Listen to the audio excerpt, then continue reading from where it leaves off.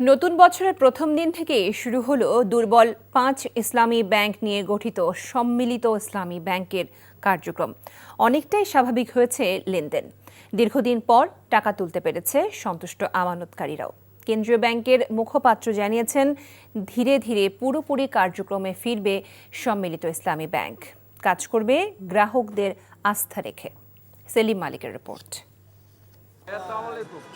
দুর্বলতা চিহ্নিত করে ব্যাংকগুলোকে বাঁচাতে একীভূত করার উদ্যোগ নেয় অন্তর্বর্তী সরকার। দীর্ঘ প্রক্রিয়ার পর নতুন বছরের প্রথম দিনেই কার্যক্রম শুরু হলো সম্মিলিত ইসলামী ব্যাংকের।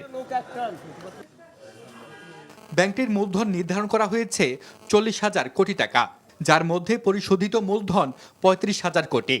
প্রথম দিন থেকে চলতি ও সেভিংস অ্যাকাউন্টধারীদের ২ লাখ টাকা পর্যন্ত উত্তোলনের সুযোগ দেওয়ার নির্দেশনা দিয়েছে কেন্দ্রীয় ব্যাংক। যে টাকা চেক আনছে সেই অনুযায়ী আমাকে টাকা দিছে এবং আমি টাকা already I have receive money from the counter. যাদের সেভিংস অ্যাকাউন্ট কারেন্ট অ্যাকাউন্ট আছে তারা এখন পাইতেছে, যাদের এমটিডিআর এফডিআর যারা আছে ওইগুলা পরের সার্কুলার অনুযায়ী তারা পাবে। এটা তো আমার নিজের সেভিংস অ্যাকাউন্ট, তো আমার সামান্য টাকা দরকার ছিল ৫,০০০-এর মতো, আমি এসে চেক দিয়ে তুলে নিয়েছি আর কি।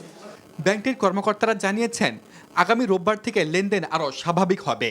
টাকা ঢুকছে, মানে দেওয়ার জন্য ঢুকছে, কিন্তু নির্দেশনা এখন পর্যন্ত এরকম আসেনি। কিন্তু ২ লক্ষ টাকা দিতে হবে, এইটুকু আমরা নির্দেশনা পেয়েছি যে প্রতিটা গ্রাহককেই ২ লক্ষ টাকা দেওয়া হবে।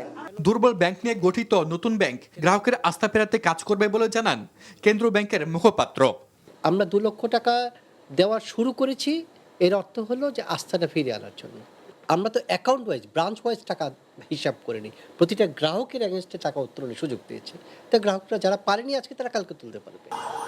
বাংলাদেশ ব্যাংকের পক্ষ থেকে জানানো হয়েছে, ২ লাখ টাকা পর্যন্ত আমানতকারীরা যে কোনো সময় একবারে পুরো টাকা উত্তোলন করতে পারবেন। আর যাদের আমানত ২ লাখ টাকার বেশি, তারা প্রতি ৩ মাস পর পর ১ লাখ টাকা করে আগামী ২ বছর পর্যন্ত তুলতে পারবেন। সেলিম মালিক, এনটিভি নিউজ, ঢাকা।